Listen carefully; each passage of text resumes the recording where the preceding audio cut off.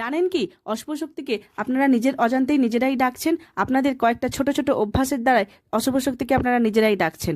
আমরা যখন রাত্রে ঘুমাতে যাই তখন প্রত্যেকেই কম বেশি জলের বোতলটাকে সঙ্গে নিয়ে উঠি, রাত্রে যদি জল তেষ্টা পায় সেই জন্য, আর যাতে নিচে নামতে না হয় সেই জন্য আমরা হয় মাথার কাছে নয় পায়ের দিকে জলের বোতলটা রেখে দিয়ে ঘুমাই। এটা কিন্তু একেবারেই উচিত নয়। আমরা তো ঘুমিয়ে পড়লাম, আমাদের আশেপাশে যে নেগেটিভ এনার্জিগুলো ঘুরছে সেই নেগেটিভ এনার্জি খুব তাড়াতাড়ি জলের মধ্যে মিশে যায়।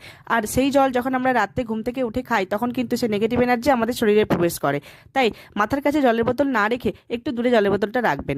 আমরা যখন দূরে কোথাও বেড়াতে যাই অনেকেই আমরা বিছানাটাকে টান টান করে গুছিয়ে রেখে দিয়ে যাই, এটা কিন্তু একেবারেই উচিত নয়। আমার বলা হয় যে এখানে যদি কোনো অশরীরী আত্মা থেকে থাকে তাহলে সে আপনার অবর্তমানে আপনার বিছানাতে ঘুমায়, তাই যাওয়ার আগে বিছানাটাকে এলোমেলো করে দিয়ে যান। আর আপনার ঘরের ঘরের মধ্যে যদি কোনো খালি চেয়ার থাকে তাহলে সেটা ইমিডিয়েটলি দূরে সরিয়ে দিন, কারণ খালি চেয়ারে বলা হয় যদি কোনো অশরীরী আত্মা থাকে তাহলে সে নাকি বসে। সেজন্য বিশেষ করে বেডরুমে যদি কোনো খালি চেয়ার থাকে তাহলে সেটা ইমিডিয়েটলি